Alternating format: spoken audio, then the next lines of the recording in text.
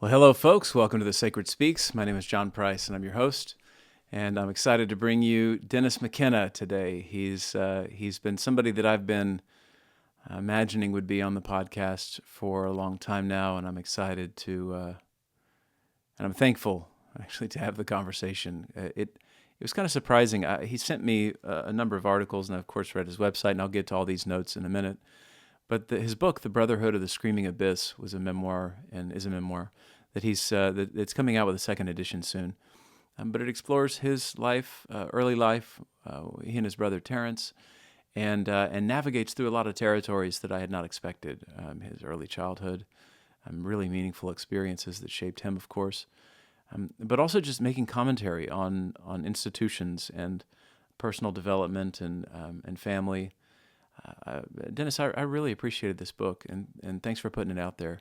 And then, of course, it gets to the notion of what psychedelics or entheogens provide for us, and how they can be evaluated scientifically, and what are the limitations there, and what do we need to be aware of as individuals who are curious about ecstatic experience or alternate states of consciousness. I'm really grateful again, Dennis. Thank you for this conversation. I want to get to a couple of notes for the podcast, and then I'll read his bio, and then we'll get cracking. So first and foremost, check out the Sacred Speaks website. It's thesacredspeaks.com. It is not totally up yet. It has been up before, but now we're renovating. So the site is now maybe about a month out. And we'll have a ton of information on there for you to check out, but be periodically checking that if you're so inclined.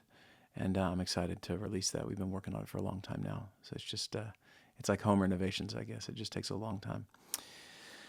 The second is, of course, Modern Nations. The music for the podcast, the theme music is from a band, Modern Nations. Check them out at modernnationsmusic.com. And the song you can listen to at the very end of the episode is Clouds. Check it out. I highly recommend it.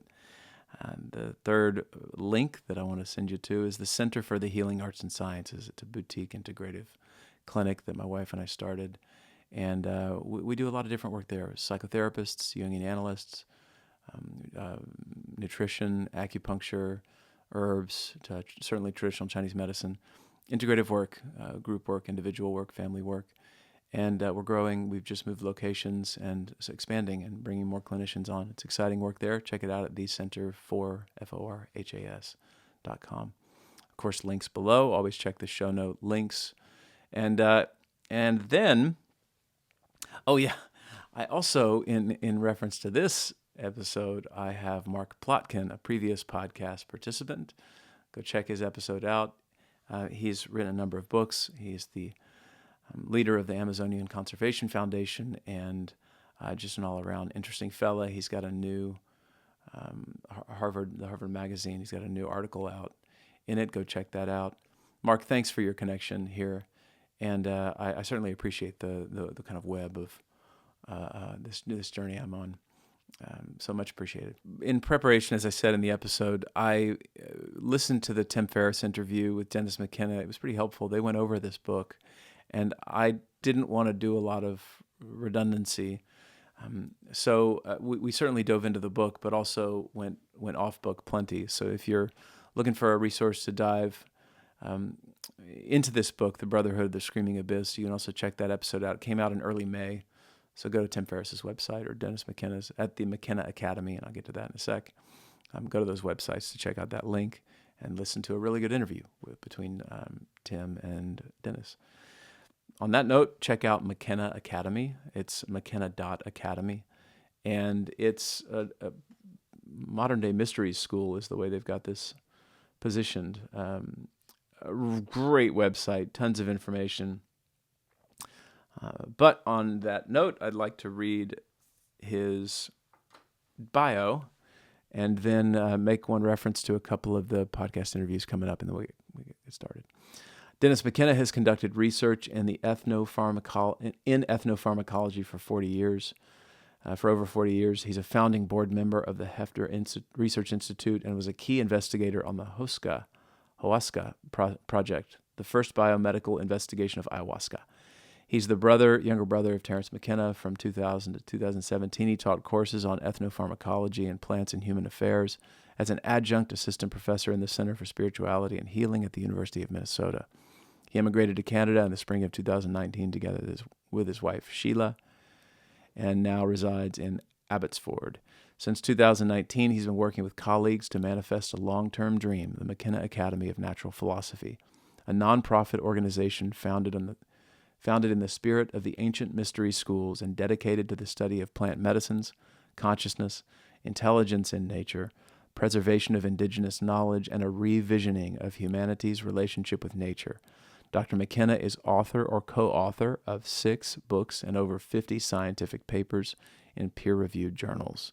And he's an all-around interesting fella who I am grateful to. Then before we get started, what I want to let you know of is I've got some great interviews coming up over the next few months.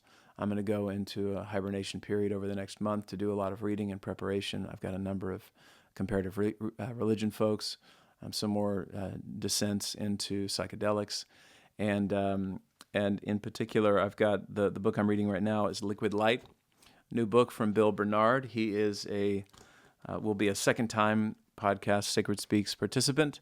This book is Ayahuasca, Spirituality, and the Santo Daime Tradition by Bill Bernard. And he's a professor at SMU. And when I interviewed him before, we were looking at his work with Henri Bergson and William James. And I'm really liking this book so far, so I'm assuming we're going to get pretty deep. And I'm always grateful for the opportunity to journey into these territories with incredible authors. What a gift this is. Thank you for being here.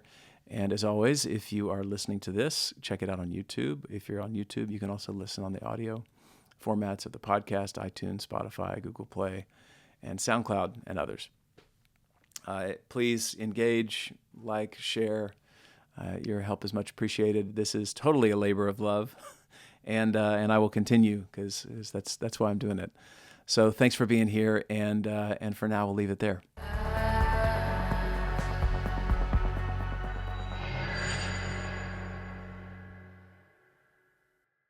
Dennis, as I was saying a second ago, I'm feeling immensely grateful for this opportunity to talk to you. And it seems that we've been hit with 2 really meaningful moments already. The first is that your backdrop here is exactly where I wanted to start, and I'll get to that in a moment. Okay. The second is my daughter.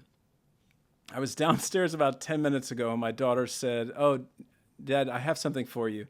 And she had a stack of pictures. She's 5. And she said, "Here, this is for you." And she, of course, has no idea what we're doing, but oh my God. Yeah, I can see you've already been a bad influence on your daughter.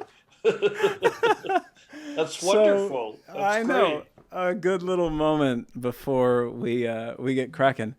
And I'll exude all my excitement as we go. But now to the second little bit of entanglement, synchronistic moment that we've had.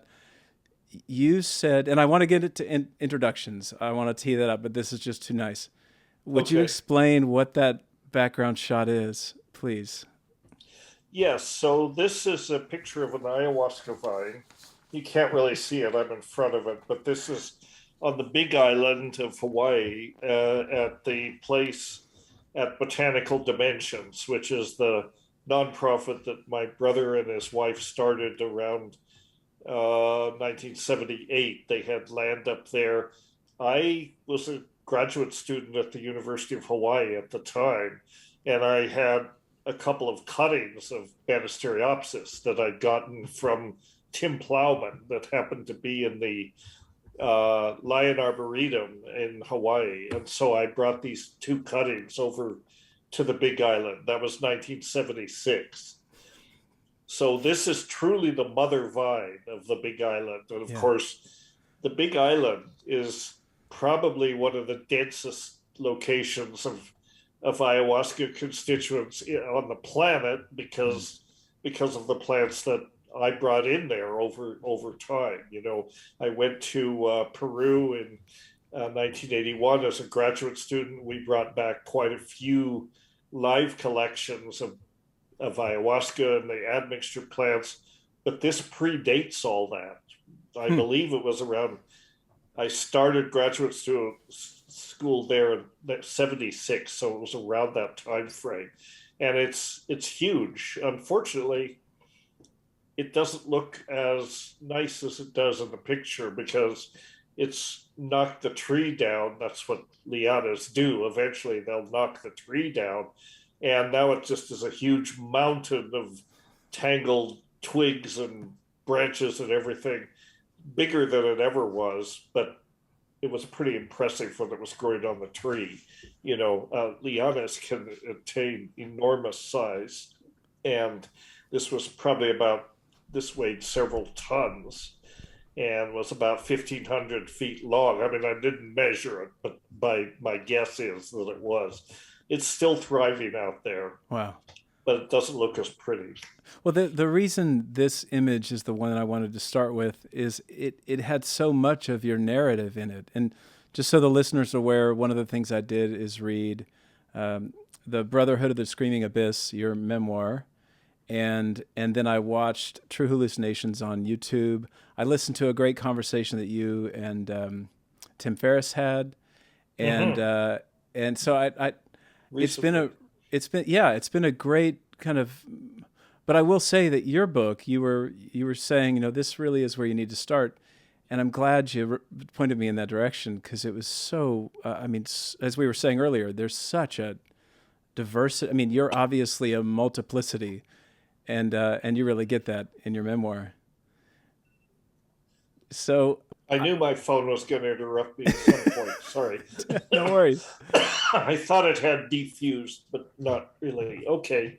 Well, Anyway. my what I thought about was how we could use that garden as an image because the one of the stories that came to mind that I read that was so interesting is that you were smuggling in or bringing in a lot of these plants, and at the immigration, they had to leave them and go through them and killed them a lot of them off.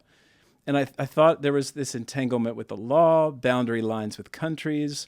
Your brother was Mm-hmm. involved. You all were cultivating and working plants and bringing in these plants and exploring the relationship that we have with these medicines. So could you just start, orienting us in that way, and then we'll go where we go. Well, so I went down to South America in 1981 when I was a graduate student uh, to investigate ayahuasca. I had actually been, I was at the University of British Columbia at that time, and I had been working on psilocybin. I had been, for about a year, I'd been working on psilocybin, and I'd come there to do that work, which had to do with characterizing the sort of genetic regulation of psilocybin biosynthesis and identifying what the compounds were and hopefully isolating the enzymes in the synthesis and all that. And during the course of that first year of work, I had to take fungal genetics in order to do my work. I failed miserably. I had a Sounds real complex. hard time with fungal genetics. And at the same time, that semester, I got into a very bad bicycle accident Hmm. my first semester at UBC. So I was in the hospital for 2 or 3 weeks and I fell behind on some of my courses. So my supervisor at the time, Neil Towers, who's a wonderful mentor to me, or was when he was alive, just a great guy. He could see I was struggling and he could see that I was not that enthused at becoming an enzymologist, which is what it would have amounted to. So he said, "Well, I've got a little extra money in the grant. Would you like to go to Peru?" And I basically said, "Yes, my bags are packed. When do we leave?" I was so ready to get out of the lab at that time. And so he was as good as his word. And although he didn't go with me, I went with another graduate student. But we took off for South America in January 1982. And was no, wait a minute, January 1981. I'd been there. I came there in '79, and we took off. And I completely shifted the focus of my thesis work to do a comparative study of ayahuasca from the standpoint of its constituents, its botanical sources, its pharmacology, and so on, with another much more obscure sort of botanical complex, uh, and another orally active tryptamine based psychedelic or hallucinogen, as we called them in those days, derived from completely different botanical sources. Derived from Varola, which is a member of the nutmeg family, the sap of which is full of DMT and 5-methoxy DMT, and is used as a snuff by different tribes in the Amazon, particularly the Yanomami.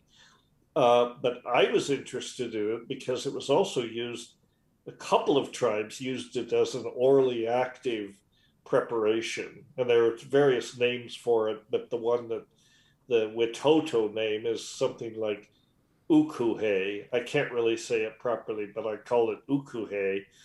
And it's prepared as a oral preparation. And so, like ayahuasca, uh, it's an orally active tryptamine potentiated by presumably beta carbolines, but that was the question. Ayahuasca is, the psychedelic constituent of ayahuasca is DMT from the admixture plants.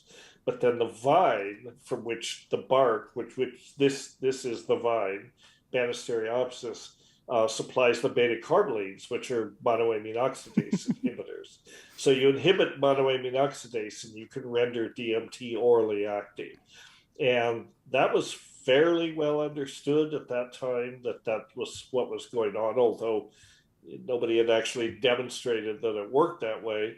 But then there was this other, botanical complex that presumably worked by the same mechanism. So my thesis work became essentially a comparison of these two different things, not really related to each other in a ethnographic way, although the Witoto, man, like most of the tribes down there, they took ayahuasca, but they had this special thing, this orally active preparation.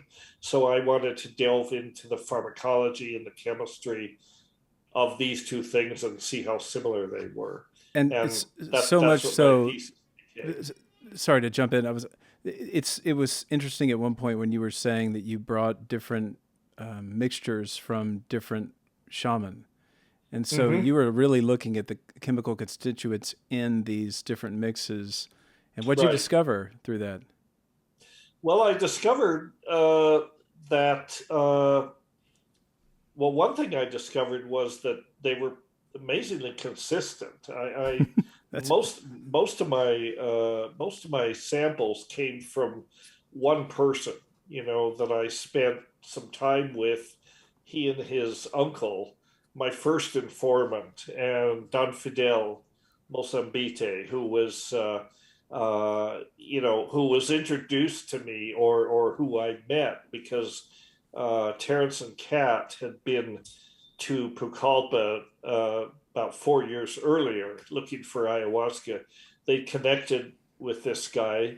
And so when I went to Pucallpa in 81, I had, I had his name. I didn't know how to get in touch with him, but I had his name and easily enough contacted, I went to the marketplace. Terrence said, just talk to the weirdest looking old woman that you can find in the herbal stalls, and she'll tell you, And so that's what happened. I found this woman whose name I think was Isahura, if I remember. And she said, oh, yeah, Don Fidel. Everybody knows Don Fidel. He lives over here in this little village. You go here and then you go left and he'll come to his house. So I came, my companion and I, Don McCrae, the other graduate student, set out to find him, and we did. We went to his house, and that it was not a era when you could send a text or an email or mm-hmm. anything. You just showed up. So here's Don and I, two absolutely clueless gringos, barely speaking any Spanish, but we went and we talked to him, and I introduced myself and explained that I was the brother of this guy that had been there 4 years ago, and we were interested in basically the conversation, as to the degree I could carry it out, was, we want to learn everything you know about ayahuasca. Mm-hmm. And he sort of looked at us and didn't say much and said, all right.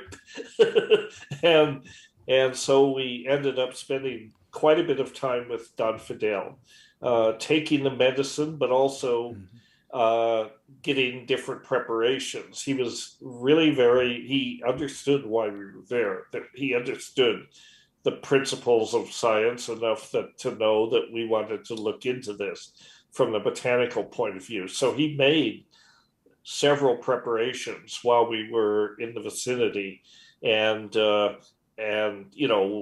very kindly let us film the whole process, collect samples of the admixture plants and the ingredient plants, and samples of the brew to take back for chemical analysis. So that was one aspect of the work. And I was there about 6 months doing field work.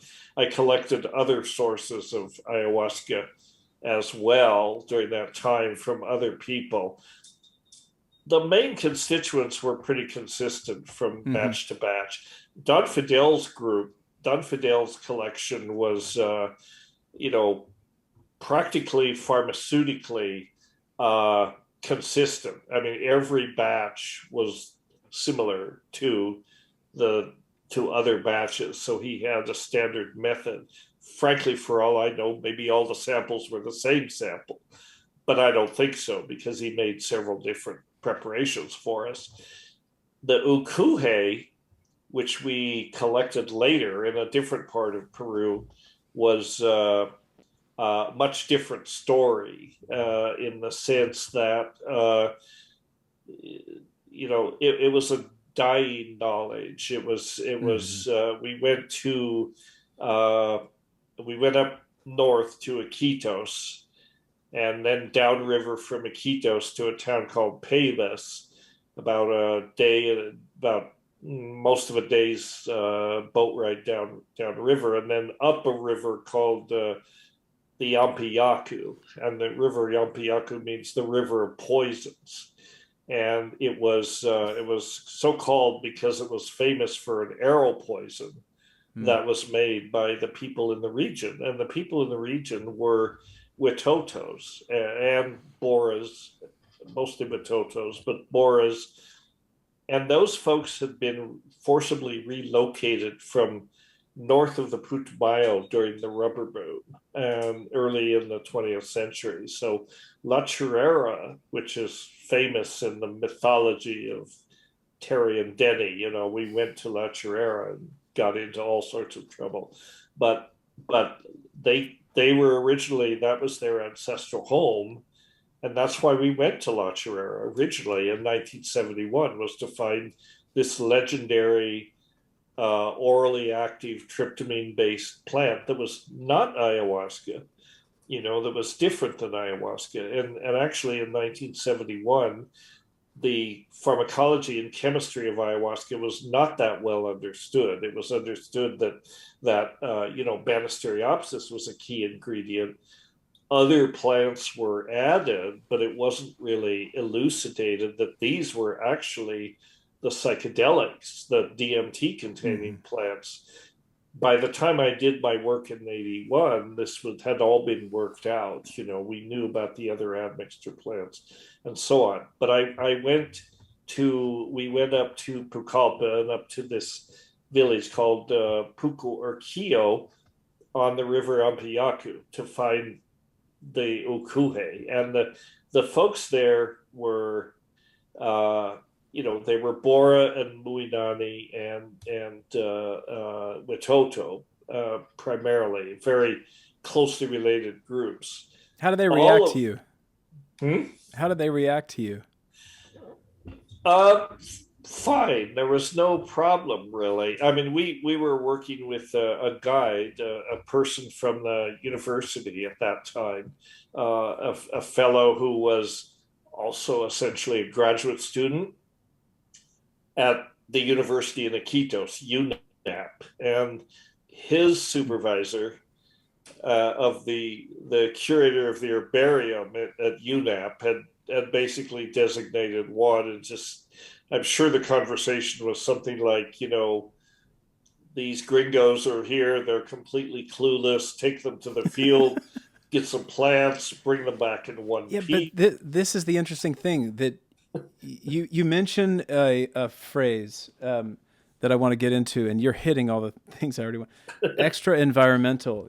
So you're looking at the way in which anthropologists function and are in of yet out of essentially the community, Mm-hmm. and so I want to talk about this term, but you're arriving at a place to explore a kind of sacred religious magico tradition sacrament, and you're approaching it from one reason and they use it for a different reason, and where do those things overlap and where do they contrast?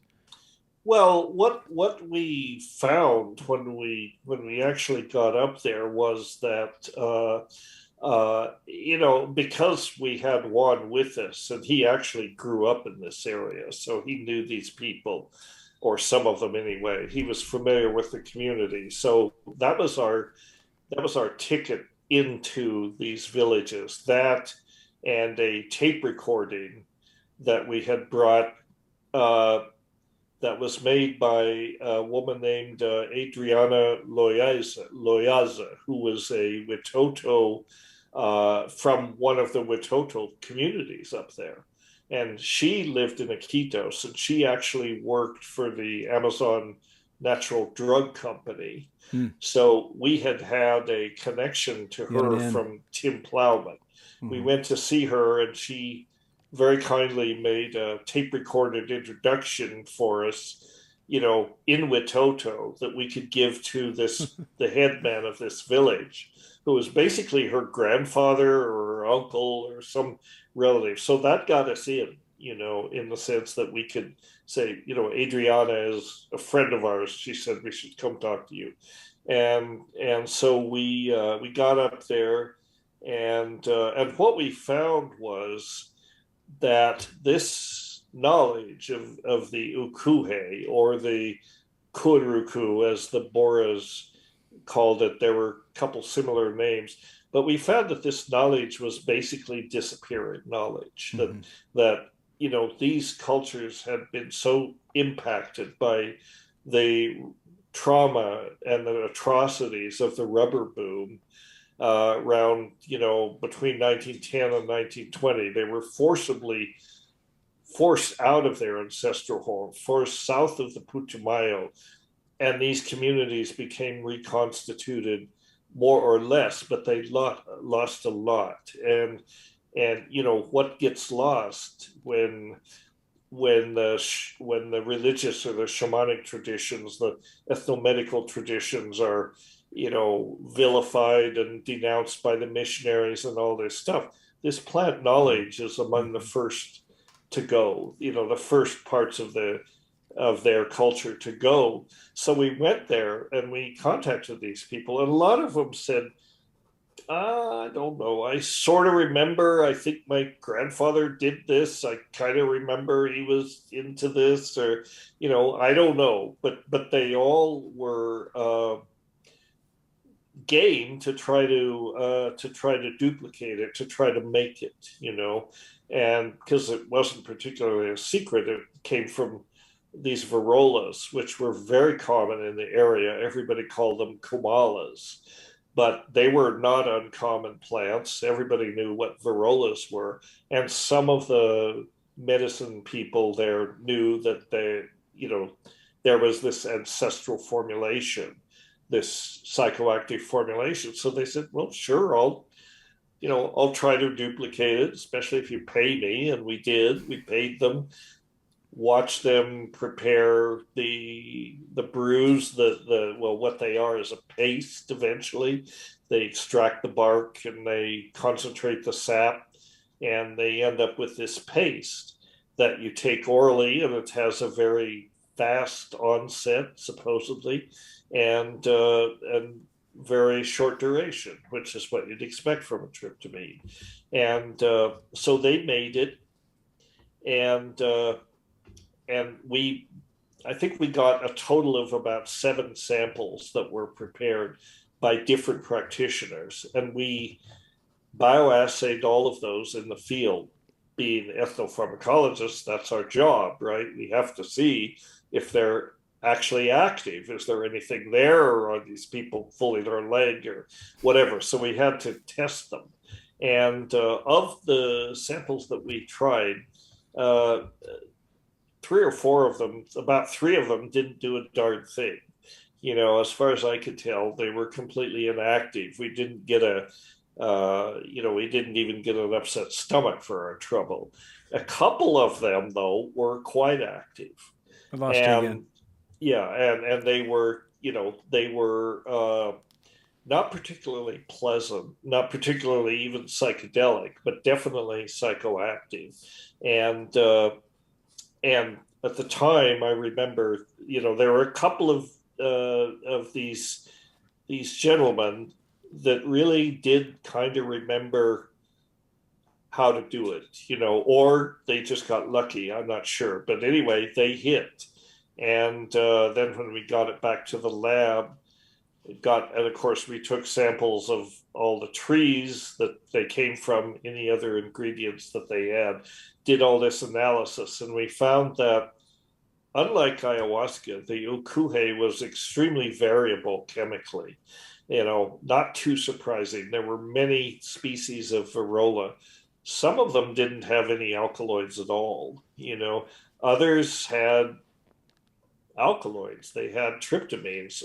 Some of these preparations had very high levels of tryptamines, and I remember the one that stuck out in Would you terms define of, that just for anybody? Because I'm the one thing. oh Oh yeah, I lost your camera feed, by the way. The the again, the, the one thing that because I'm hearing all the terms, and you're actually going into what I envisioned we would get into a bit, which is you at one point. Let me find the name of this. You were teaching a class, plants in human affairs. yes. And I found myself being curious for a kind of ethnopharmacological neurotransmitter 101 class and looking at plants and human affairs because this stuff gets I'll tell you what I'm after. One of the things that I'm really interested in is that you seem to operate in a place at the connection point looking at what they call the hard problem of consciousness. And Yes. there's something about your interest and even the tension between you and your brother regarding the kind of rational sciences and then this exotic, kind of poetic, artistic aspect of expression. And so that tension's really held throughout your life regarding the science, and maybe the humanities and the sciences are held together well there. Mm-hmm. But so I'm curious if we can use kind of what you're talking about regarding the ayahuasca and the experimentation and talk about an overview of what these principles are and why in the hell psychedelics work on us in the way that they do. And then getting into the metaphysics, this piece about consciousness, which takes us deeply into your time and all kinds of other things. But would you kind of meander around that territory for a little bit? Well, sure. I mean, I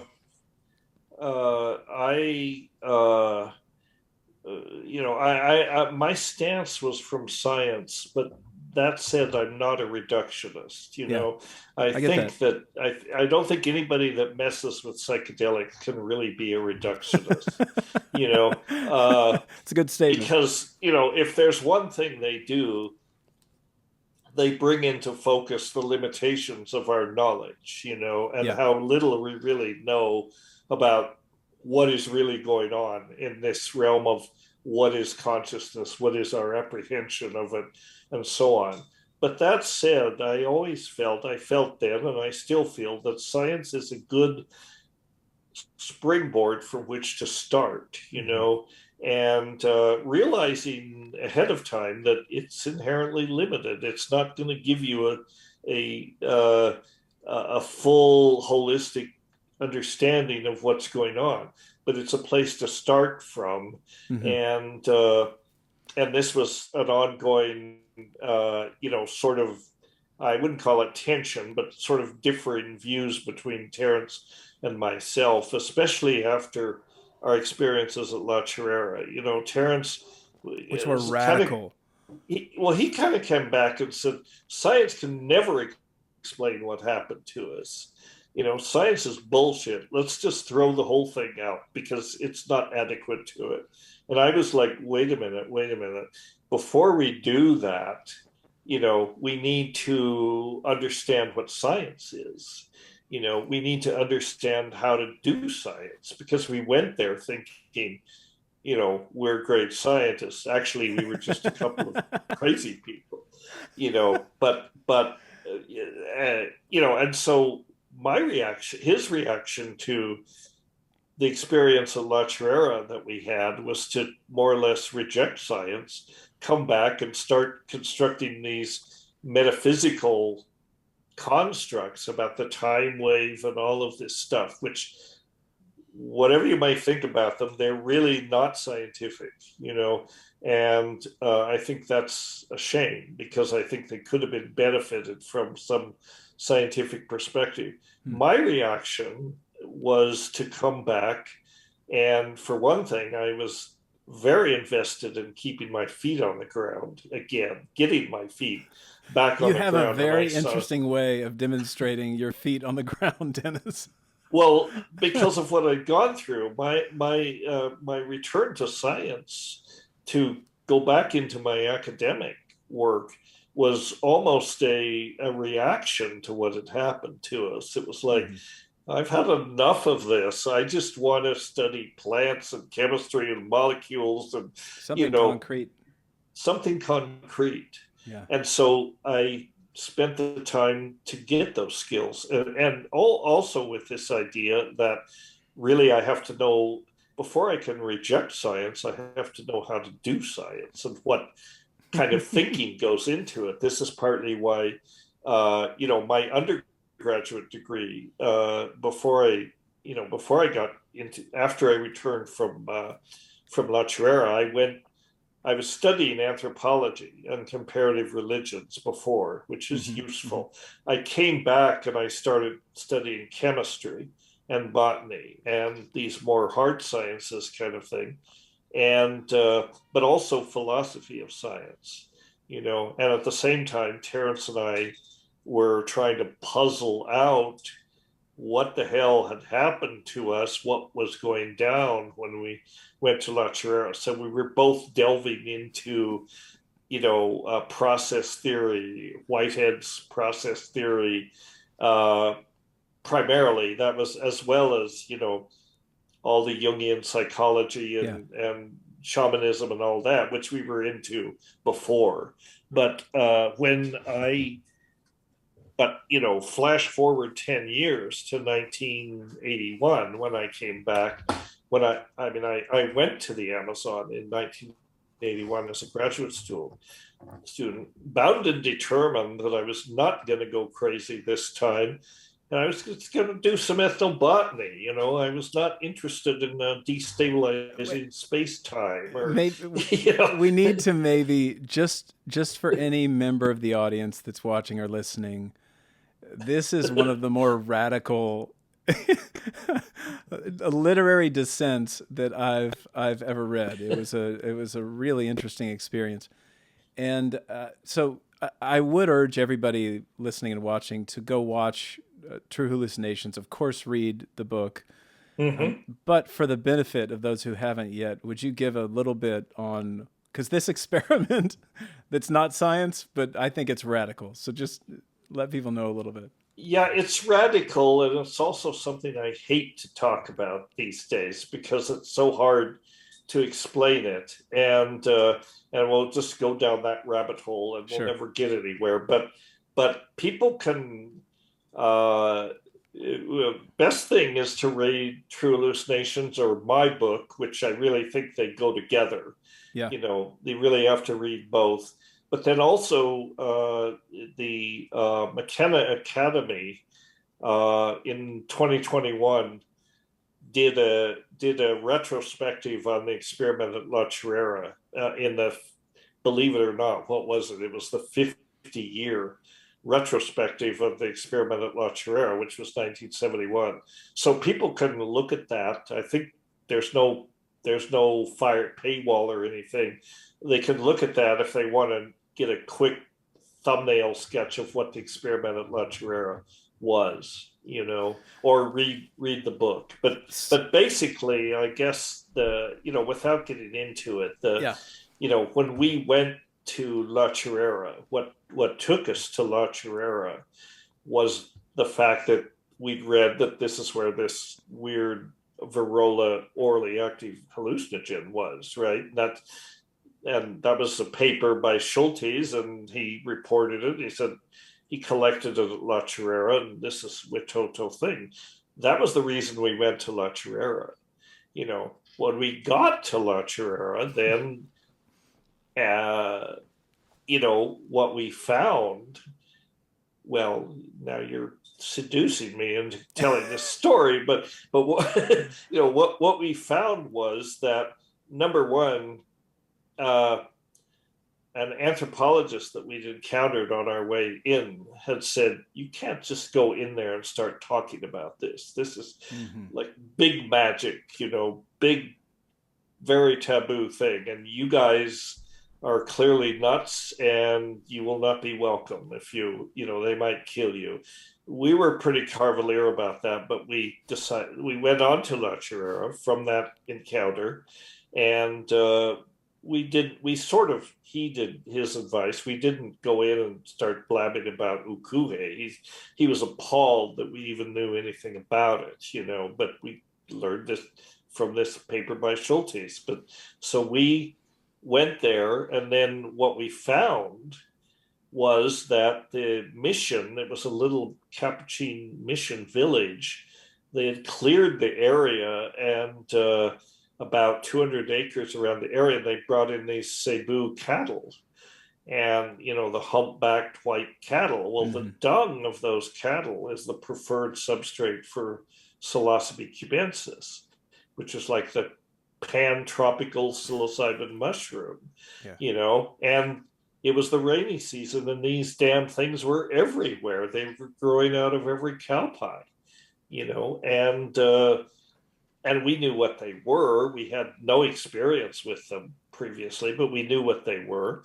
And we were very sort of, it was like, we thought, well, we're here for the real secret, which is ukuhe, but these are here, and these will be nice to play with, and we can have fun. We approached them not respectfully as we should have, as sort of a recreational activity. But they quickly made clear that they were the real secret, and then, it developed from there. They started essentially downloading a lot of information, and what my brother liked to call funny ideas that we then acted on, and I'm not going to go any further. People can read about this on the website or read the books. But so in some ways, the return to South America, I didn't go to South America for 10 years. The return to South America, in a certain sense, was several things for me. One was the personal thing, to just demonstrate to myself that I could go to the field, do, good or relatively good, maybe not even very good, but I could do ethnobotany, and I just have those very reductionist, realistic goals. I wanted to do that. And I also felt that the whole ukuhe quest, which has sort of gotten pushed aside at La Chorrera, was unfinished business. So it was useful to go back and take another look at that. And that was the reason I wanted to do this thing. In the meantime, of course, we had, we discovered ayahuasca, and that was also very important. So anyway, this became this comparative study uh, between ukuhe and ayahuasca. Well, And I want to note something because from my kind of certainly professional and personal spiritual realm, there's one moment that stands out, and of course you just wave this away if you don't want to go into it. But the real essence of you seemingly experiencing a psychosis, if we could call it that, and somehow disassociating from the common ego state, and then everybody freaks out. This is my projection onto it. Everybody freaks out. It's going, holy fuck, what's going on with Dennis? This is crazy, and everybody's offering their perspectives. And your brother says, well, hang on, we got to let this thing go. yeah, And what's so interesting to me is I've been to, given what I do, I've been into mental health facilities that hold people who are psychotic, and I think we need to have those places, and I think those are valuable. But the ways in which we do it really bring out a paranoia and a sense of threat, because we don't exactly enter into somebody's space in a loving, compassionate, connected way right, while there's this vulnerability. So right. that moment, my researcher came out, and I wanted to chat with you about this because that's fascinating to me, and I just want to hear your experience of what that's I like. am so grateful to Terence that he held the line. He was absolutely right. We needed to let this play out. Yeah. And at a certain point in the proceedings, our companions were very alarmed, and they wanted to get us out there. They wanted us to be airlifted to a psychiatric facility, and get these people on Thorazine or whatever the treatment would have been. Yeah. And Terence was absolutely right. He resisted that, and he resisted it in part because we were both crazy, but we were crazy in a complementary way. We understood between us what was going on. I mean, that we were in a complementary state of mind, and we understood, or thought we did, what was going on. And it wasn't exactly an option. I mean, you can't call 911 and have Right. somebody come get you. It's a big deal to get airlifted out of the Amazon. But Terry was absolutely right. It's just hang on. This will resolve itself, and it did. It did eventually. Mm. And what it was, I even do a talk. So, was it a psychosis? Was it a shamanic initiation? Was it an alien abduction? Uh, Yeah. I think it had elements of all three. Yeah. Definitely, there were psychotic elements to it. It was certainly a lot of it was similar to shamanic initiation. Many of the themes and so on. Although I don't claim to be a shaman, never have, but there were elements of that, Mm-hmm. and there were elements of alien abduction. I actually have a talk about this that makes the case kind of tongue in cheek, but kind of not tongue in cheek, that argues that, yeah, this was an alien abduction of some sort. We were certainly laboring under the notion that we were in touch with an intelligence, which was either the mushroom itself or something channeling through the mushroom that was downloading all this information. And then there were elements that were clearly, the classic alien abduction, scenario, including my brother's encounter with this UFO, late in the process, which I Mm-hmm. can't verify. I didn't see it. I was still cruising the cosmos at that point. I did not see it. I choose to believe that he's not making it up, that actually happened. And,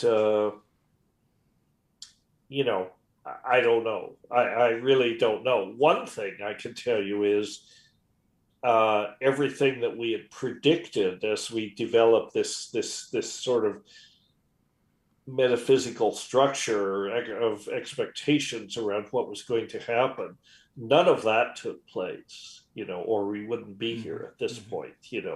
But so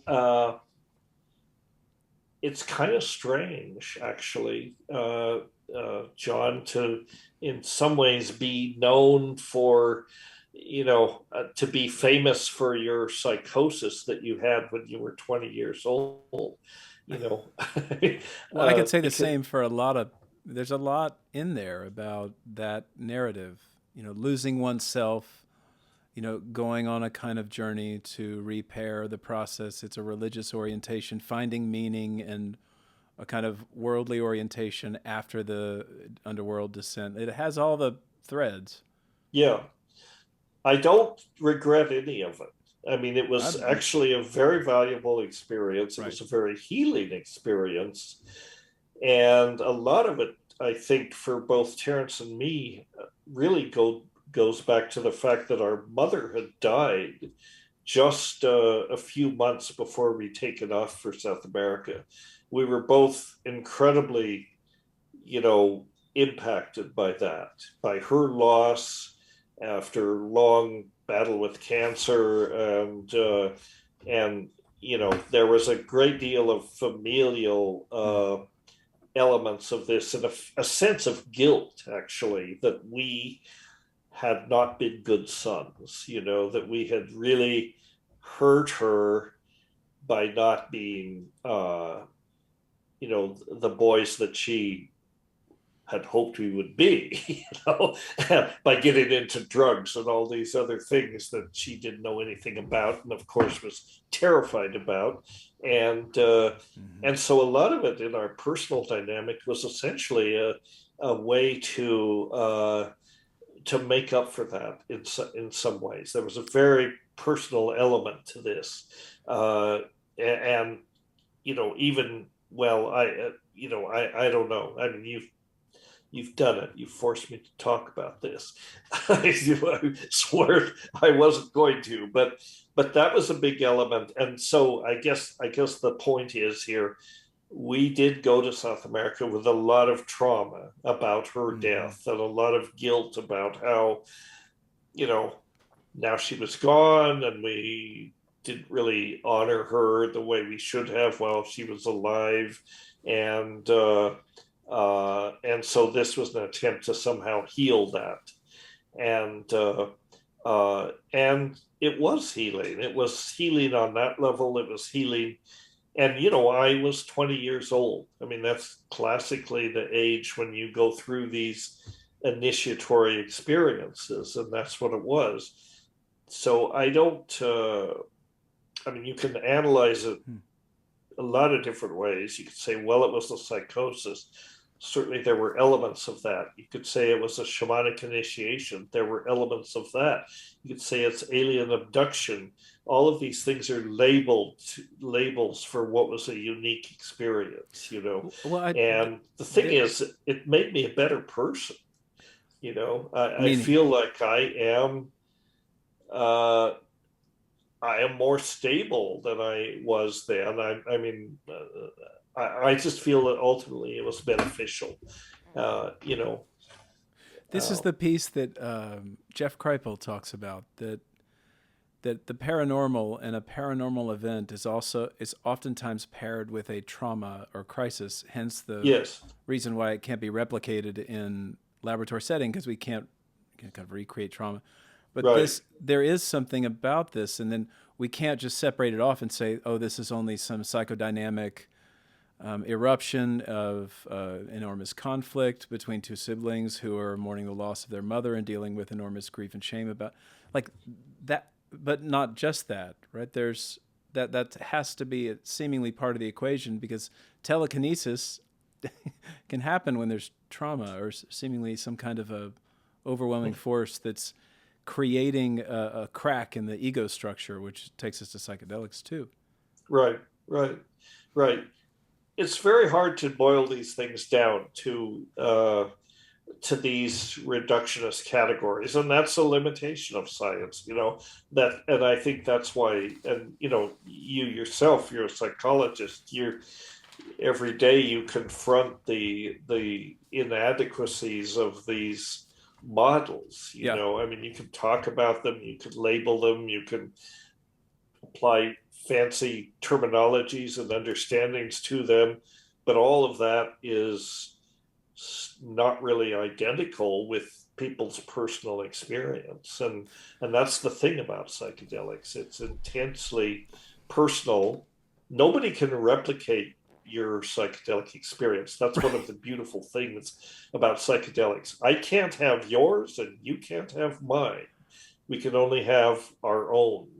Can I you know let me read from you for a second, and because this is on topic with we're we'll hang back to some of these threads because I still want to pick that thread up about the hard problem, and then the what was our term, extra environmental, talk about cultural tensions. But I want to read just to see where this takes us. So this is a couple of different places in your book. Could the okay. body really produce a substance that was a fusion of matter and mind and that contained metalinguistic idea complexes that can only be comprehended in a state of profound tryptamine intoxication? So I'm going to stop myself actually because I read that. That's quite a lot. Would you go into this because this has a lot of levels to it? You were talking about language and this. Could you speak to that for a moment? Well, yeah. I mean, this was the premise of the experiment at La Chorrera. Is that we could produce this magical substance with sound by listening to what we could hear in our heads on the high doses of mushrooms and directing that sonic energy toward a mushroom to set up a resonance in the DNA of both organisms. And here's where it gets fuzzy. I mean, it's all kind of fuzzy, but affect this transdimensional transformation, set up this superconducting standing waveform that comes from the DNA that was radiating out information, kind of, and there are so many, you know, assumptions about that we didn't question at the time. But in retrospect, of course, I have to question the idea that this kind of information is stored in the base pairs of DNA, and can you access it? Is it a repository of this kind of information, like the Akashic records, that kind of thing? Mm-hmm. Well, this doesn't reflect anything that we know about DNA, except that now molecular biology has shown that in some ways the genomic information can resemble language in the sense that it has syntax, and but whether it relates to this, I don't know. I don't know. It was a wild idea, but then also if you look at different if you look at Eastern mystical traditions, particularly yoga and this sort of thing, the idea that you can generate a substance, Mm-hmm. is like with the pineal gland and that sort of thing. And of course, we know the pineal gland does contain tryptamines, and whether that has anything to do with this, we don't know. I doubt it, Well, actually. I this is don't. body as apothecary. Essentially, yes, exactly. Perform an alchemical transformation using ourselves as the alembic, exactly, the reaction vessel, and create a substance that, as the book says, is a fusion of matter and mind. And it's a fascinating idea, very Hell yeah, it is. seductive idea. you know I mean, we were certainly seduced by it. Well, but it gets to that core question about that intersection point between matter and mind, and that seems Hmm. to occupy us quite a bit. That's the terrain, and it seems like, well, it seems like one of the things that you and your brother are really dancing around is this kind of rational irrational piece that Hmm. there, and you're looking at ecstatic experience, in particular the use of these sacramental substances that are in, kind of involved in these magico religious traditions, and they, so what do they do? I don't want to fill in the blanks. What do these substances do, and why do they tend to be so connected with religion and magic? Well, uh,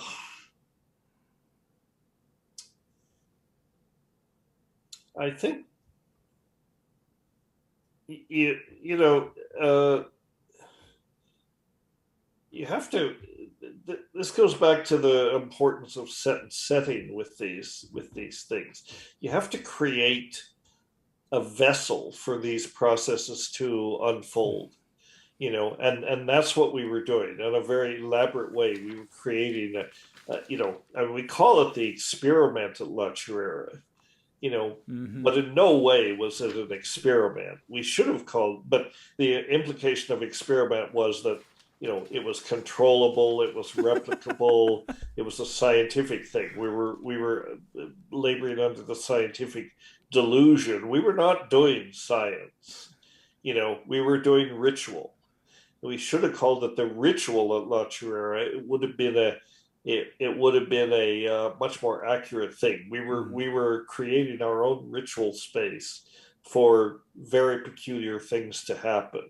Well, you could go to any, ayahuasca ceremony, and much the same thing is going to go on. They're not claiming it's an experience, but it's important to have that special sacred place and time for these things to occur, and it's not profane time, in the way that Iliade talks about these Yeah. things. When you create this ritual nexus of space and time, it's as though, you're in the center of the universe, you're at the beginning of time, and they see it as you actually are there.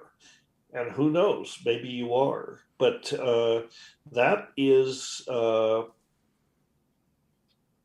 it's like a fusion reaction or an atomic reaction or something. It's like you have to have a vessel, create a Mm-hmm. vessel that holds these energies, and once you've done that, then you have to let it go. You have to trust that, you have to trust the process. You have to surrender to it. This is why the why this concept of setting, which is often not really, I mean, it's understood in a shallow way, but it's really an important determinant of the outcome of these things. Because, and even on the therapeutic level, you're putting yourself in a situation where you must trust the medicine, and you must trust yourself, and you must trust the circumstances. You're deliberately disabling, what the mechanisms that maintain ordinary reality, and Mm-hmm. what the Mm-hmm. neuroscientists are now calling the default mode network. Well, That's and that there's a real big piece to this, that the sacred isn't. See, we've made the sacred into an actual place, and it can be a place.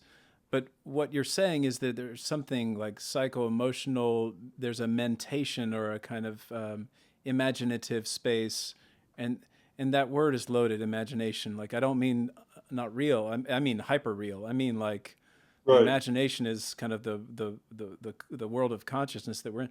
So when that is emerging, that you're allowing for all the other stuff to fade away, the profane, and you're creating a temple Mm-hmm.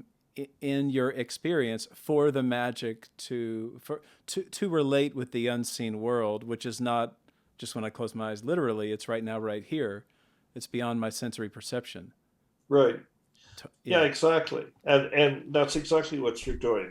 And so you have to make sure, the real world doesn't go away. But what you want to do is make sure that the real world doesn't get in the way of creating this magical space-time process that you're creating. You do not want the phone to ring. You don't want people coming around, the cops especially knocking your door down or whatever. You have to honor the potency of these experiences to uh, to realize that they're very special, and that's why they should be rare and they should be approached thoughtfully and carefully. And you need to be sure that you're number one safe physically, Mm-hmm. that you're with people you can trust, and that you've looked to all those variables, so you don't have to worry about that. You have to pay attention to what's going to unfold once you've done everything you can to ensure that it's appropriate. And I think most of the problems people get into with psychedelics is they don't pay attention to that. They approach it cavalierly and not really pay enough attention to set and setting. Mm-hmm. And set and setting is a complex set of variables. I mean, setting it clearly where you do it, and that has its elements. Setting is by far set is the most complex aspect of this, because set is you. Yeah. Set is everything you bring Yeah. to it, all of your knowledge, your memories, your expectations, your intention. I mean, the set is the complex, subject of the experience. You're approaching it, surrendering to it, and then of course the other variables that impact on this is what is the medicine and what is the dose. All of those things are going to be important, but set and setting, and especially set, are the things that you have to pay attention to, and we did, and it paid off. Yeah, you In a built the certain, temple. yeah, we built the temple. Well, the other thing that you talk about, I want to read from you again here, is something that happened. The kind, when you look at the mystical experience and you feel this kind of download, there's so whether there's a tendency for this to be imaged as a godhead or an alien figure or the self, capital S, and a kind of traditional Jungian idea, that what you say is of this teacher, and I think I want to unpack this a bit.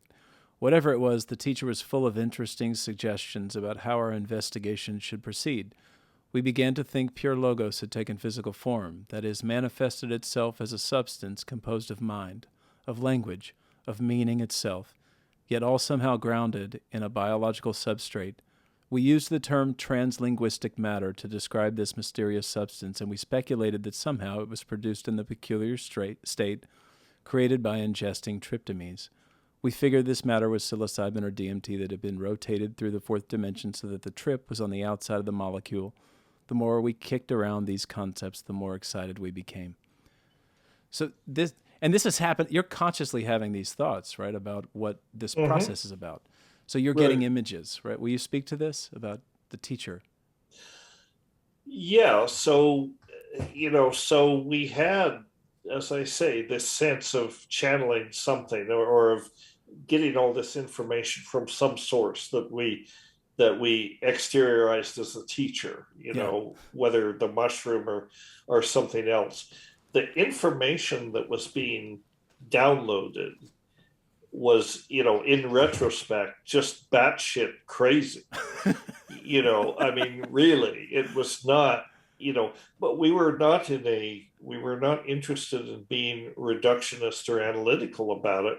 What was being downloaded, we just took as a matter of course. Well, it's coming from the teacher, so of course it's true, right? And we weren't questioning it or analyzing it. That wasn't what we were there for. We were there to follow the instructions that were coming and build the damn starship.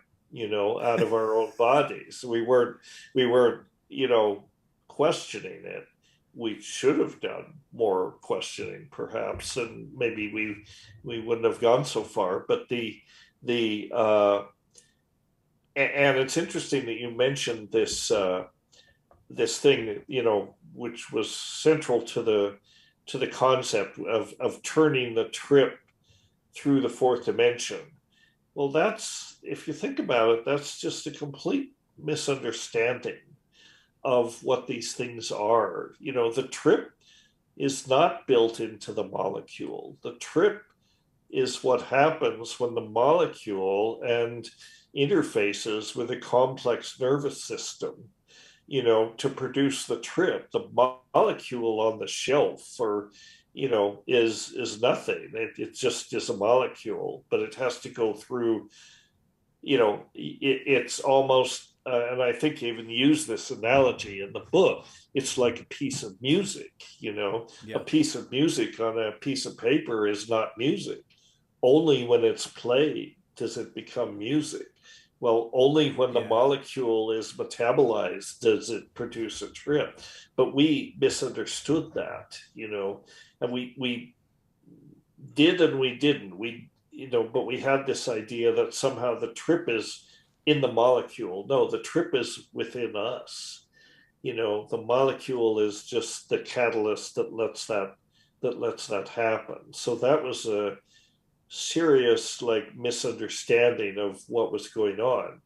uh, you know because the trip is not built into the molecule. Well, what does it mean to you that we have that capacity? Because obviously we take this molecule and we have these.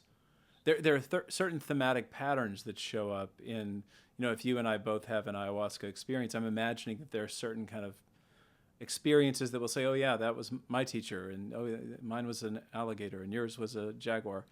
So those are themes. And so, what's your best theory for why we have these predispositions to take this molecule and have the subjective experiences that we do that are so rich with meaning?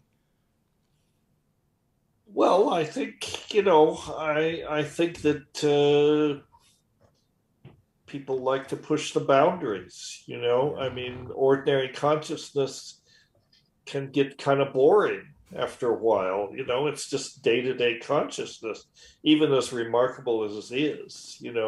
And the fact is that, we are, we're made of drugs. I mean, we're not objects. You look like a solid object, so do I most of the time, and we think of ourselves that way, but we're processes. Yeah. Yeah. Metabolism is a process. We are oscillating systems unfolding through time, and when metabolism stops, we're very boring. That's because we're dead. Nothing interesting is going on unless we're metabolizing. And this is a way to tweak the metabolism, and send this experience of being an organism unfolding through time, send it off on this kind of, interesting detour, a kind of a, call it an interesting back alley or byway of consciousness. You're definitely stepping off the freeway, and you're exploring some pretty obscure areas of consciousness, but it's still all part of this process. I mean, I think until you can, literally until metabolism stops and you die, you're always in some state, and some states, and some states are different than others, when you feel sleepy, when you feel stimulated, when you feel, and you can just add these molecules into the mix and that will tweak it. Everything that you experience is a reflection of your neurochemical brain states, basically everything that you experience. And in fact, I would venture to say there's nothing outside that. Experience is all you have. What you experience in the moment is all that there is. Your memories are part of that, but they are not, the past is gone. The future hasn't happened yet. You're in the moment, and you may recollect things from the past, but that's not the same. You may anticipate what's going to happen. That's the future, but you're in the moment, And the other aspect of this, I think, that's important to remember is anything that you experience is real, and the fact that you can experience means that it is real, and in that you experience it. Now, whether it has an external reflection, I don't know. I mean, the walls melting and the creatures appearing out of nowhere and all this stuff.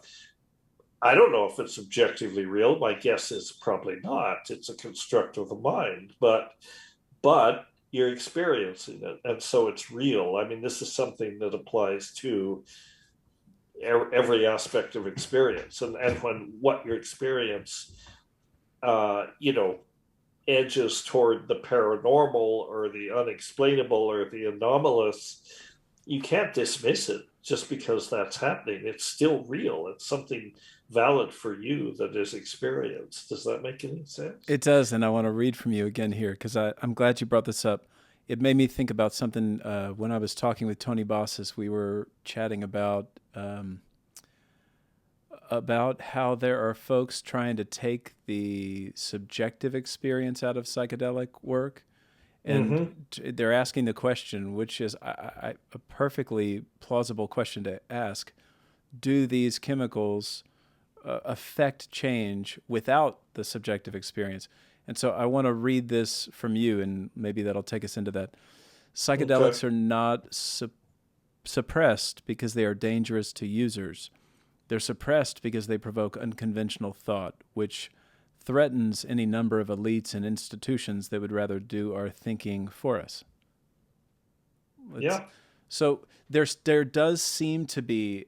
I said this maybe on a recent podcast that I was meditating a whole lot early on in my academic work, and I met with an old friend who had obviously become very interested in, I would say, pretty religious, conservative Christian institutions. And when I shared with her that I was meditating, she thought it was problematic. There was this almost like demon. I mean, I grew horns and I was demonized. And that always stuck with me. And I said, what is this? So there does seem to be a tension between the kind of world that says, just go to this book and follow these protocols and principles and commandments and you'll be fine. But Lord knows, don't go within. Don't ever go and trust that weird part of yourself. That's the devil. So there does seem to be, and we're coming out of it, but a war of some kind. That may be dramatic, but an assault on the imagination and the consciousness. Well, and the imagination. Yes, exactly. Go into that, yeah. This is why I have little use for conventional organized religions, because I think they're basically a set of principles and dogma and so on. And the main message is, like you mentioned before, don't bother thinking. That's very dangerous.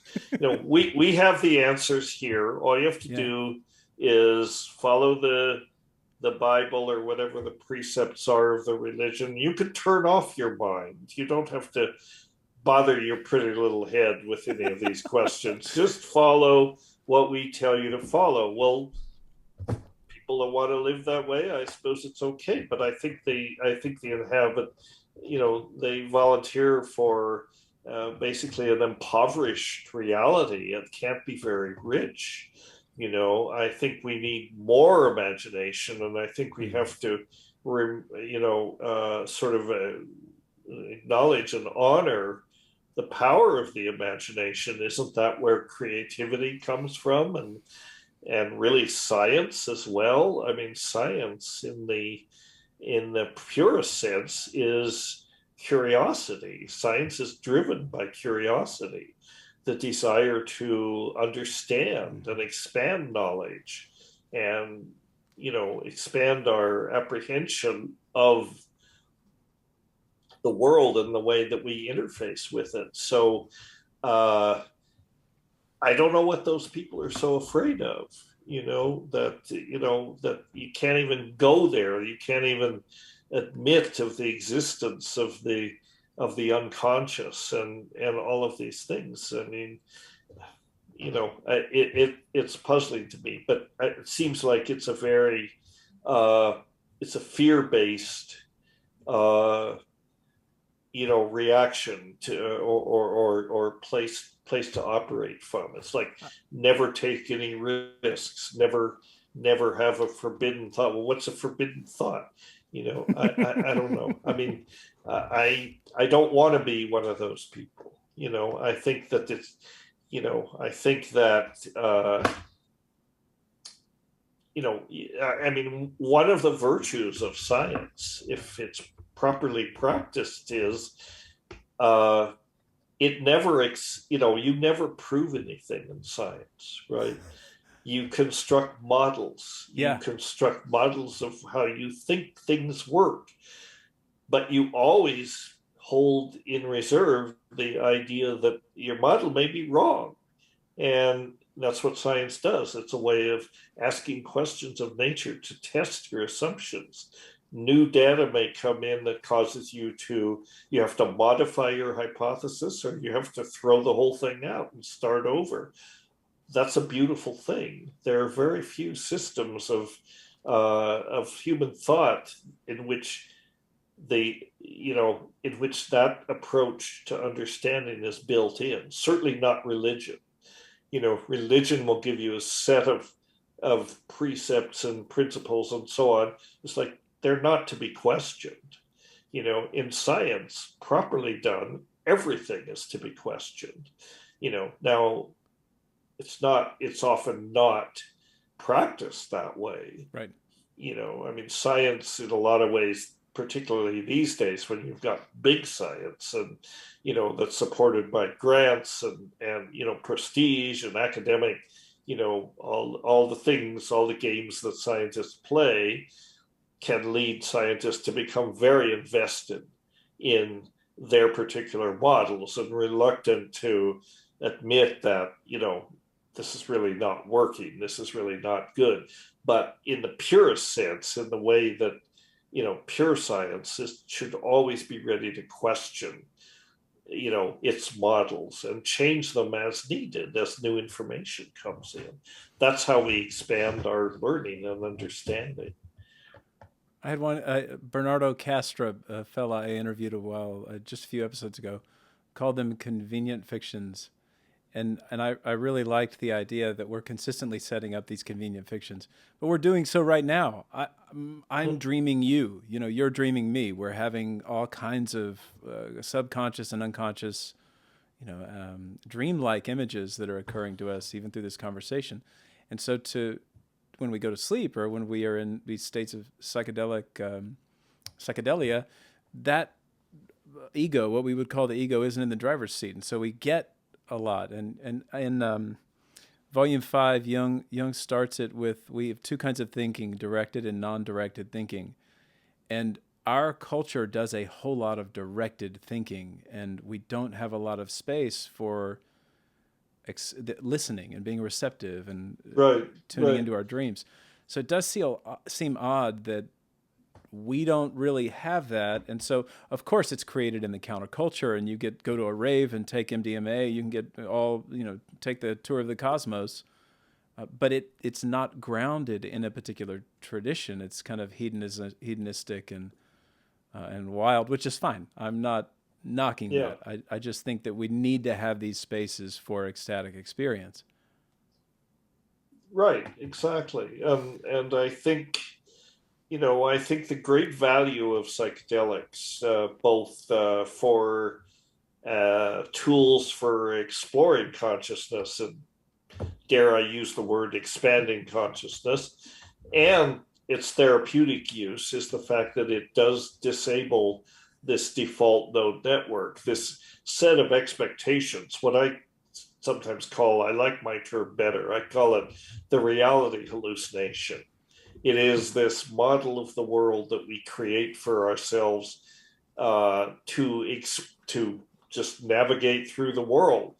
A lot of what the brain does is exclude information. You know, a certain amount of information comes through our sensory receptors, and we take that and we sort of massage it, we associate it with memories and other kinds of things. We construct this model of the world.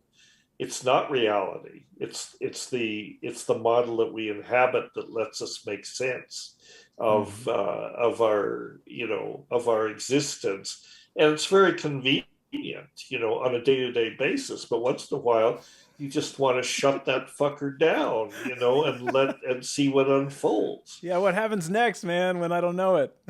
Yeah, and that's what psychedelics let you do. They let you step outside this reference frame temporarily. And if you do that, you've opened the way to ways of knowing that the brain normally actively suppresses, because it's not convenient to it's not germane to your immediate survival, and, driving on the freeway or whatever you have to do to be focused. But again, if you create the right setting where you don't have to worry about those things, you can just demolish this thing. It will reestablish. You have to be confident of that. It's very resilient. The equilibrium will come back, Yeah. but it will come back in a better way. It's like rebooting the computer. Literally, I think there's a lot of analogy to that. It's like, you reboot your computer and it works better for a while. All the kludge that builds up has gone temporarily. I think that's what the being able to step outside this reference frame does. So if you're dealing with a pathology, for example, depression or addiction or trauma, these sorts of things, just being able to distance yourself from Yeah. it, look at it from a different perspective, in a way, gives you power over that thing. It gives you insight into that process. And then that, I think, you can resolve it, unlike the usual psychopharmaceuticals, which just put band-aids on So things. go deeper into that. Will you talk about the healing nature? What do we in the West do? What's our underlying assumption there, and what do folks in the indigenous traditions do as far as healing is concerned? Well, again, I think in the West we have this scientific bias, and so therapists and so on are, I think this is why we have to develop whole new therapeutic paradigms and protocols in the West, because the Western tradition, the Western medicine, is very much in denial of the spirit, Yeah. and the spiritual aspects, and the medicine has been trying to exorcise the spirit out of medicine for 150 years. We're just complex machines. You apply the right molecular monkey wrench and you can fix the machine. It's not that simple. And indigenous traditions, by contrast, they, whether they're stoned or not, and as part of day-to-day life, they are aware of the existence and the validity of this sort of more or less unseen realm of experience, which that's a reality for them. They don't deny its existence. They don't experience it all the time, or maybe some do, but so when they get into the psychedelic space, they're really going into a realm that they know exists, that is a reality for them, and probably in some ways less disrupting for them, because it is part of their personal and cultural worldviews. Mm-hmm. And for us in Mm-hmm. the West, conditioned to reductionism and all that, it's maybe more disruptive, but still very useful to have this experience. One of the things that one of many things that psychedelics teach have taught to me, I think, about science is just recognize its limitations. I get consistently the message, remember how little how little we know. And science has been able to explain a great deal about our understanding, but we should not, we should remain humble, because we should realize, yeah, we know a lot, but then in the grand scheme of things, we don't really know very much at all. And this is not depressing. This is exciting to me, because it means there's so much more to be discovered, so much more to be learned. We should not delude ourselves that we have anything like complete understanding of the way things are. I'm always amused when, every once in a while, some scientist will come out with a book that says, we pretty much have this thing figured out. There's a few minor things that we can, a few T's to cross and I's to dot, but we know how this thing works. You don't know shit. That's the thing. We know a very, very tiny fraction of the cosmos, of the universe, and we know tiny slices of reality in great detail, and that's useful. But as far as putting the full picture together, we don't really do that. We still have a lot to learn. I think people should remember that, especially scientists. I think this is why I think, in one reason, I think that's why scientists should be required to take philosophy of science as part of their curriculum, because it forces them to think about, what are we doing here? What is the process of science, and how should we approach it? Well, and this is an area of your interest now with the Mckenna Academy, because you've got this scientific mysteries school. Speak about that for a bit, because I know that when I read your website, it looks really exciting what y'all are doing.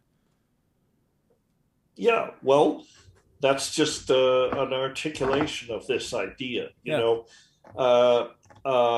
Science grew out of natural philosophy, and natural philosophy is the precursor of science, when it was from an era when it was less reductionist, and when it recognized less emphasis on quantitation and reductionism, and only what is real can be measured, only what is measured can be real, etc.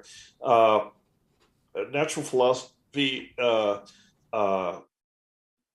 recognizes that there are ways of knowing that are valid, that we wouldn't necessarily think of as scientific. And I think science compared to natural philosophy is impoverished in some ways. Well, you're speaking about intuition. Well, intuition is part of it. Just a general receptivity to information that's there in the environment. And here's another place where psychedelics can be useful. They can be useful lenses through which to view reality. Yeah. In some ways, they're tools. They're scientific instruments. You can look at phenomena in the external world in a psychedelically altered state, and you can notice things about it that you don't normally notice, because this default mode network is busy suppressing that. So psychedelics can actually help you bring the background forward. And that's important, because there are things going on in the background, and we're programmed not to notice them, because it's not immediately relevant to the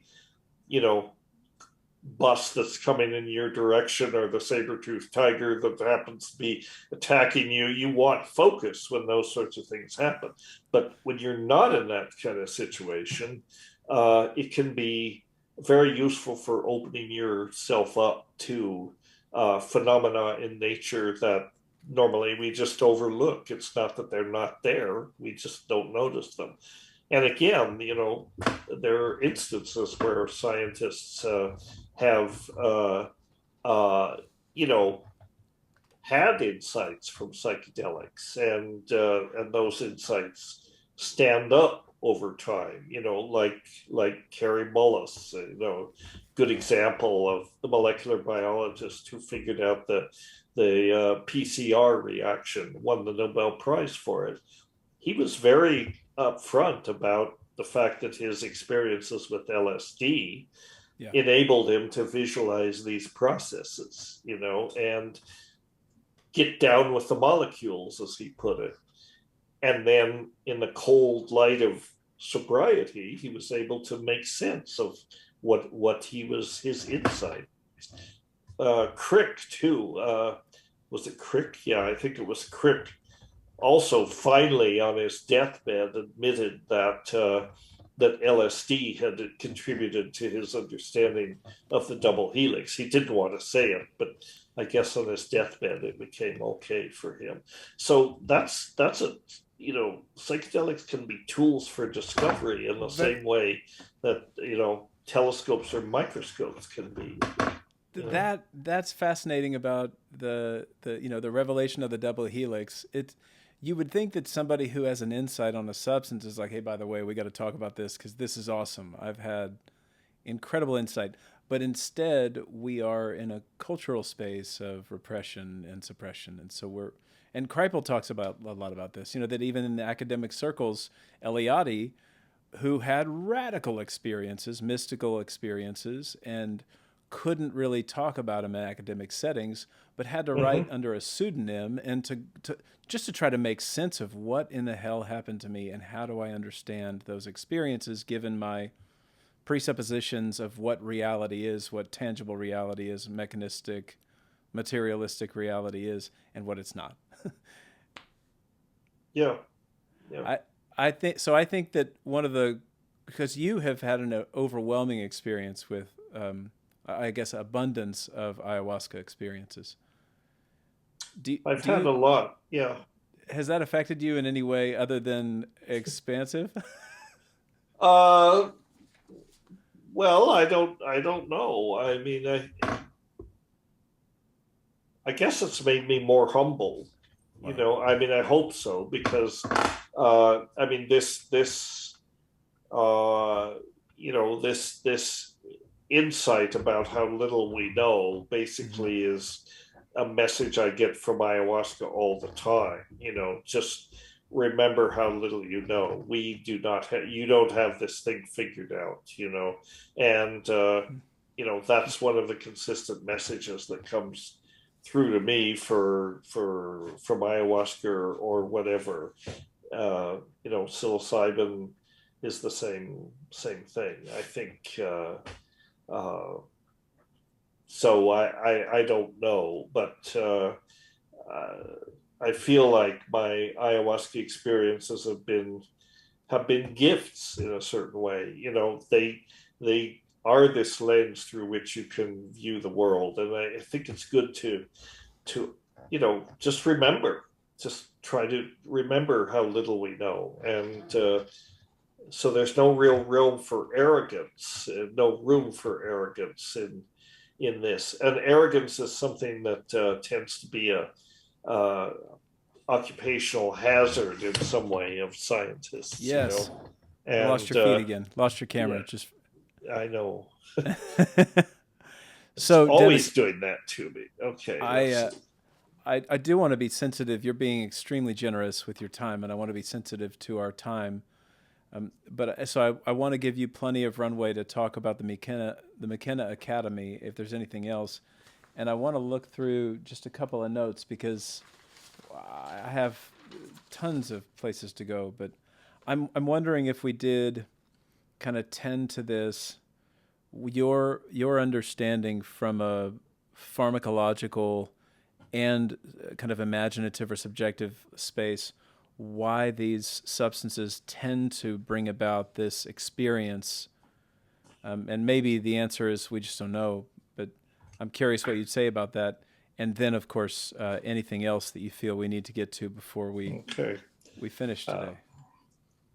Now, okay, I'm just going to abandon this external camera. It's more trouble than it's worth, you know. So, anyway, now you can see me, and now it won't do that. Well, so I'm sorry, I was messing with Messing with my your stuff, sure. tech. So, what was the question again? Well, what I was trying to get at is this one last little piece that it's called the hard problem because it's on some level really difficult to solve, and science has never understood this. So Mm-hmm. I think then the move that we tend to make is that our models for our reality are needing to shift. Rather than sit there with this seemingly unanswerable question, let's expand our understanding of what reality is to include these seemingly unreal experiences that are not measurable in the consensus social spaces. So I'm curious about your just knowledge as an explorer of the world, an explorer of the mind, and now working closely in the ethnopharmacological world of what is it that predisposes us, for DMT, for example, what is it that predisposes us to have such a radical, patterned experience when we ingest this molecule? Well, I I don't think you can wrap it up into a nutshell. I mean, I think again it comes back to you know consciousness emerged. I'm basically a panpsychist. Uh-huh. I've sort of settled on panpsychism as a reasonable explanatory Will you define model. that for folks? Panpsychism is the idea that consciousness or mind, whatever you want to call it, is built into the most fundamental levels of reality. You know, everything is conscious. Mm-hmm. And indigenous societies are animist, and I think they have the right idea. I think that everything. I think consciousness isn't just an aspect of existence. What's fundamental to reality is the Planck constant or the speed of light or things Mm-hmm. like that. There is everything from electrons to galaxies in some ways are conscious in the sense that they experience their being. That may not be a conscious experiencing, but whatever they are, they're experiencing it.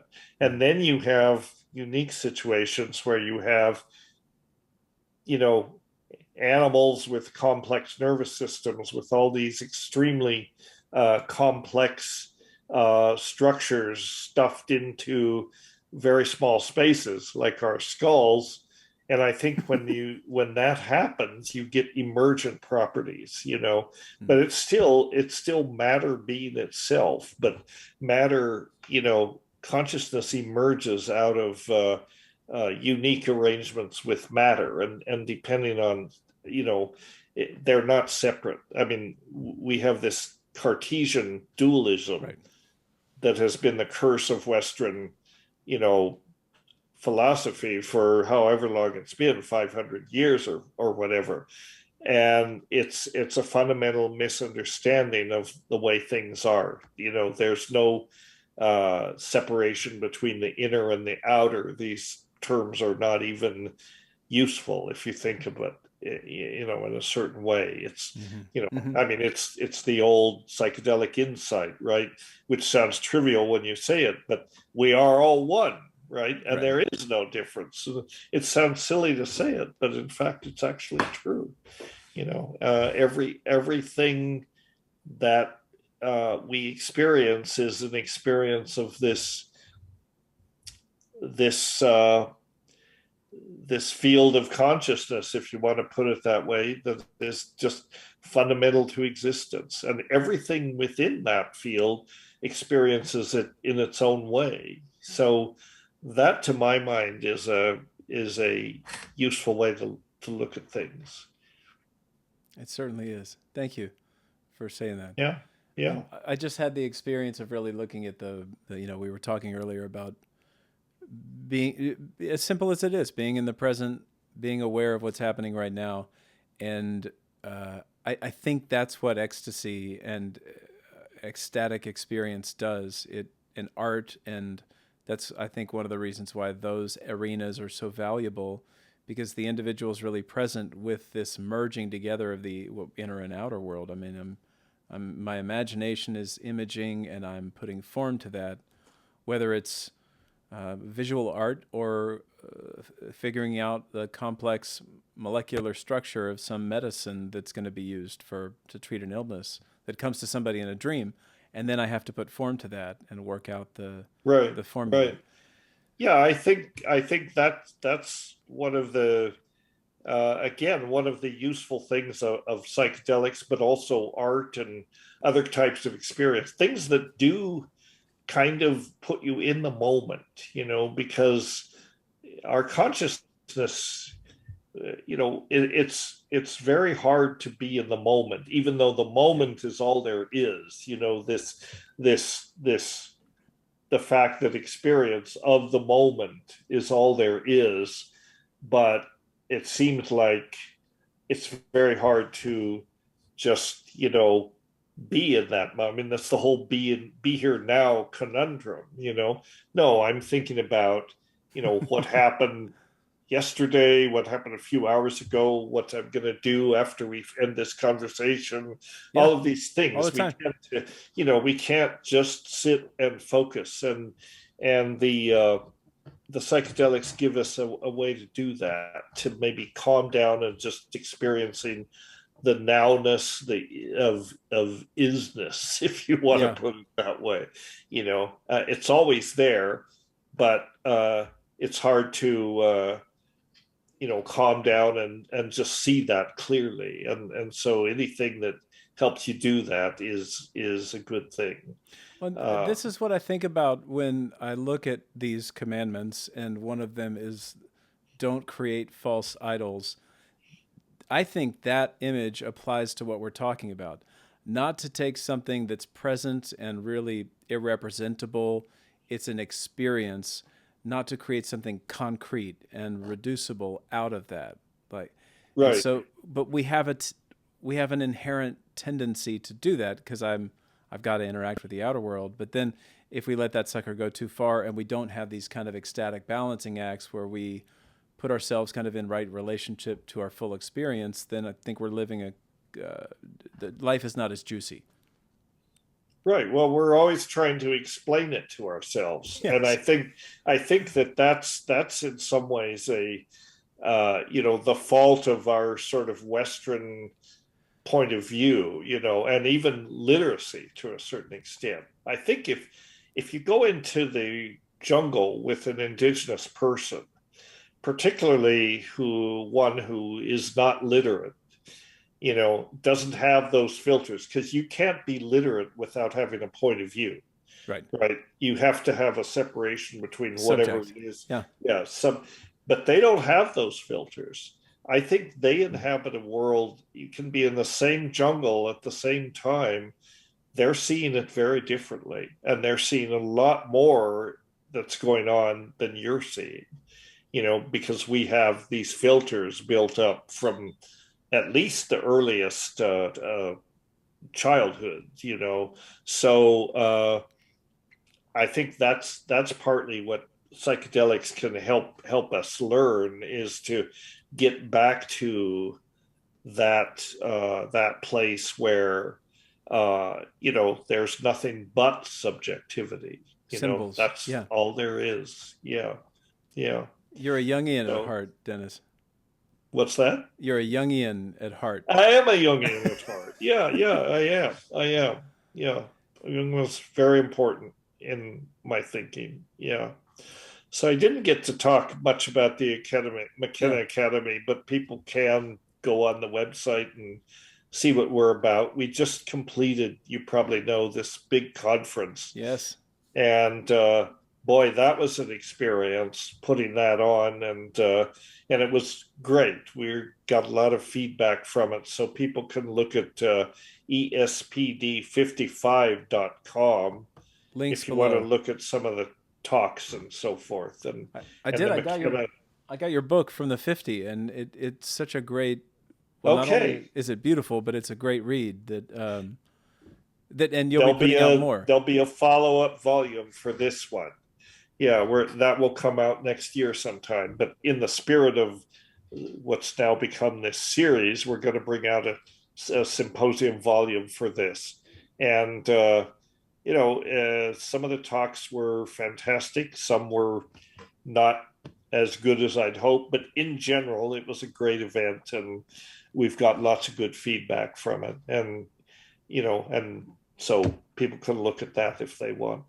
Good. And And look below. I'll link all this, and I will also introduce you in the introduction, and I'll have some references to all these spaces too. So look below in the show notes for any of these links. okay, What else? Anything let me else? know when it's out so we can put it on our social media. We've got a whole team now that does nothing but put this stuff out on social media. It's the And mystery school social media yeah, 21st machine. century mystery school. We are a nonprofit. Oops, I just spilled my coffee. That wasn't good. Uh, Uh, and so, we can accept donations that are even tax deductible, but there's a lot of content there. So explore it. And I will, and please to the listener, do the same thing. I can just say thank you so very much for making this time and for writing this book and running these experiments, because an explorer like myself gets to learn from your wisdom and experience. Thank you very much, Dennis. thank you so much, John. It's been a pleasure. It's a pleasure, man.